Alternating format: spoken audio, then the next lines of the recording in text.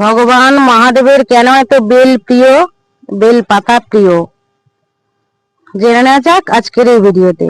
বেলের ভালো নাম শিফল, শিফল নামে পরিচিত, অনেকে চেনে বেল নামে। তো বেল পাতা কেন বা বেল কেন প্রিয় জেনে নেওয়া যাক আজকের এই ভিডিওতে। ভিডিওটি সম্পূর্ণ দেখার অনুরোধ থাকলে ভিডিওটি স্কিপ কেউ করবেন না, ভিডিওটি সম্পূর্ণ দেখবেন। তো ধরামায়ের কীর্তন আমরা শুনেছি। তো ধরামা ছিলেন খুব একটি দরিদ্র গরিব বাড়ির একজন ব্যক্তি। তো উনি এত গরিব ছিল যে কোনো সারাদিনের সন্ধ্যায় উনি খেতেও পেতেন না ঠিকঠাক ভাবে।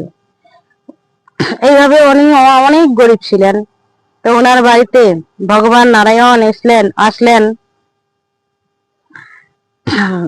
ছদ্মবেশে, যে মা আমাকে কিছু খেতে দেবে?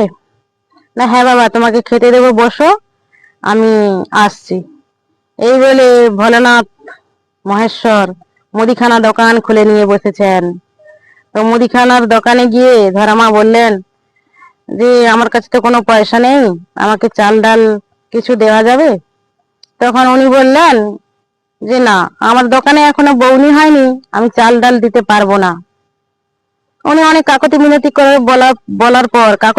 করে বলার পর তিনি বললেন হ্যাঁ দিতে পারি, তো তোমার একটি স্তন কেটে আমাকে দিতে হবে। তো উনি যথাস্তু রাজি হয়ে গেলেন, চাকু তুলে নিলেন নিজের হাতে, একটি স্তন কেটে চাল ডাল নিয়ে এসে অতিথি সেবার জন্য রান্না করলেন।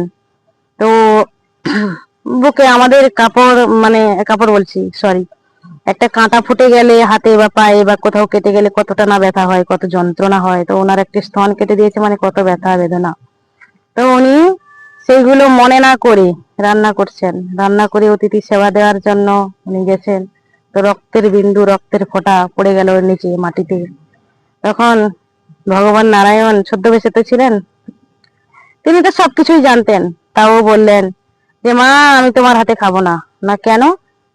তোমার হাতে আমি ভোজন করব না। কেন করবে না বাবা? আমার অপরাধ? না, মেয়েরা যদি অসুচি হয় রান্নাঘরে ঢোকে না, ঋতুবতী অবস্থায় রান্নাঘরে ঢোকে না, তুমি রান্না করেছো, তোমার হাতে আমি রন্ধন গ্রহণ আমি করব না, সেবা আমি নেব না। না, ক্ষান্ত হন বাবা, আমি কোনো ঋতুবতী নই। তখন সব ঘটনা খুলে বলল। তখন বললে বাহ, তুমি অতিথি সেবা দেওয়ার জন্য নিজের স্তন কেটে দিয়ে আসলে, তোমার মতন এত ভালো ভক্ত আমি কোথায় পাবো? তোমার ভক্তি দেখে আমি সন্তুষ্ট হয়েছি। তো তুমি বলো কি বর চাও?